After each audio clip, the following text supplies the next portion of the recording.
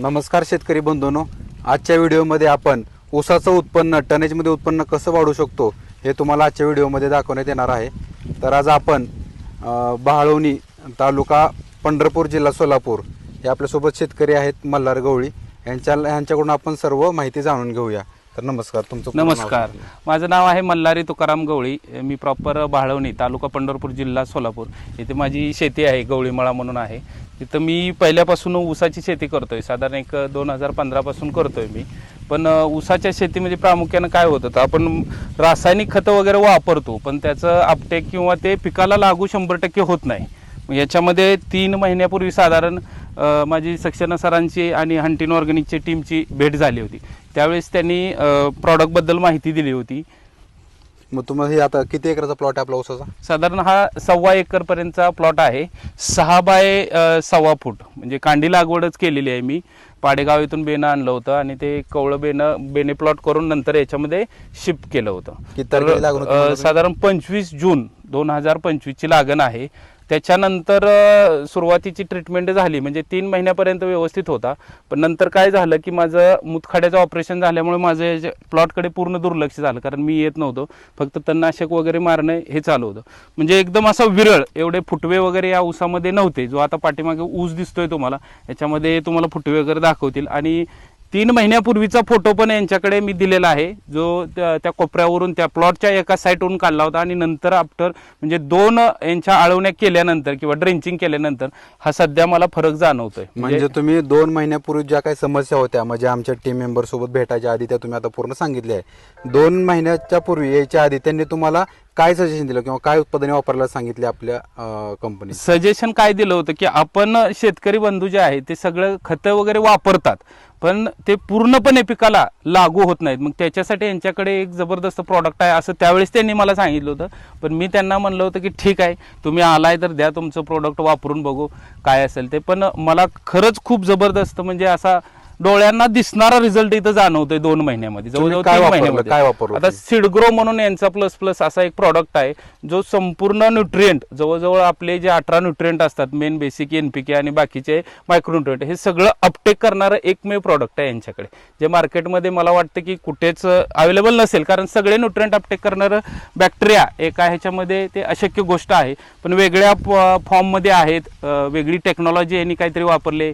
ते काय एवढं मी सांगू शकत नाही, कारण एवढं मला नॉलेज नाही आहे त्यातलं। पण हे स्वतः हंटिंगची टीम वगैरे तुम्हाला सांगेल। पण तुम्ही आता हा रिझल्ट डोळ्याने बघू शकता की याच्यामध्ये जर बघितलं तर मुळांची जे आपण तंतुमुळं म्हणतो, ज्यांना आपण साध्या भाषेमध्ये पांढऱ्या मुळ्यांची संख्या म्हणतात, ही किती जबरदस्त आहे। तरी मला वाटतं साधारण एक 20 ते 25 दिवस झालं याची बांधणी केलेली आहे, ऊस बांधलाय। म्हणजे काय झालं, मुळ्या तुटलेल्या आहेत ऑलरेडी जवळून ट्रॅक्टर चालल्यामुळे। तरी पण एका आळवणीमध्ये त्याच्यानंतर एकदा सीडग्रो माझं झालेलं आहे आणि बाकीचं न्यूट्रिएंट आपलं रेग्युलर चालू आहे NPK। पण ते कसं चालू आहे, समजा आपण एक गोणी वापरत असेल तर मला यांनी सांगितलं की बाबा तुम्ही अर्धीच गोणी वापरा, म्हणजे तुमचं 1 गोणीचं पैसे घालूच नका, अर्ध्या गोणीमध्ये तुम्हाला हा रिझल्ट सीडग्रो सोबत जबरदस्त असा रिझल्ट जाणवतो। हे मुळे आहेत। आणि बाकीचं जर बघितलं मध्ये, तर संपूर्ण मध्येपर्यंत याच्या मुळ्या अशा साईडमध्ये पण इथं मुळ्या तुम्हाला दिसतील, इथं आहेत बघा। आता हे मुळ्या जे आहेत छोट्या छोट्या एकदम हे दिसत आहेत, या साईडला पण आहेत। पण आता ते बघितलेलं आहे, ते काढलेलं आहे त्यांनी, त्याच्यामुळे प्रॉडक्टचा रिझल्ट खूप छान आहे।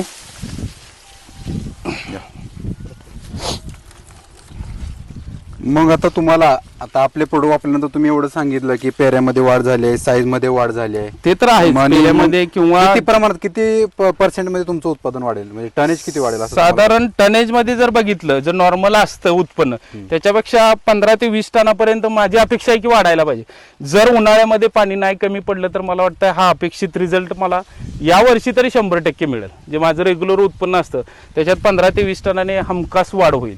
कारण जर साईज बघितली तर याच्यामध्ये आता त्याचं वाढ काढून तुम्हाला दाखवतो मी। हे बघा, हे 6 फुटाची लागण आहे, 6 फूट आणि कांडी लागवड केलेली आहे। हे पेरेची साईज आहे, असं वरपर्यंत आता एवढ्या कांड्या आहेत। तर अक्षरशः याचं पूर्ण हे काढायचं होतं, म्हणजे वाळला पाला वगैरे पाला काढून इथं सरीत घ्यायचा होता, पण लेबर तयार नाही आहे, कारण फुटवे जास्त झालेत की जास्त दाट ऊस झाल्यामुळं ते म्हणतायत की आता आम्हाला ते जमणार नाही काढायला. म्हणजे अशी परिस्थिती सध्या ऊसाची आहे. ह्या साईडला पण आहे, या साईडचा पण तुम्ही बघू शकता. म्हणजे हा तुमच्या डोळ्यासमोर आहे, याला काहीही खत वगैरे घातलेलं नाही. मला वाटतं सुरुवातीला फक्त मी 10-20 2 बॅगा आणि युरियाच्या 3 बॅगा टाकलेल्या आहेत, आणि त्याच्यानंतर सिडकोचे 2 झालेले आहेत, आणि सेंद्रिय खत पितांबरी कंपनीचं गोमय वगैरे वापरलेलं आहे. एवढंच, जास्त म्हणजे रासायनिकचं मी काय वापरलेलं नाही आहे. ठीक आहे. आता आपण इथे एक आपला हंटिंग ट्रीटेड आणि मार्केट ट्रीटेड असे 2 आपण सॅम्पल आणले.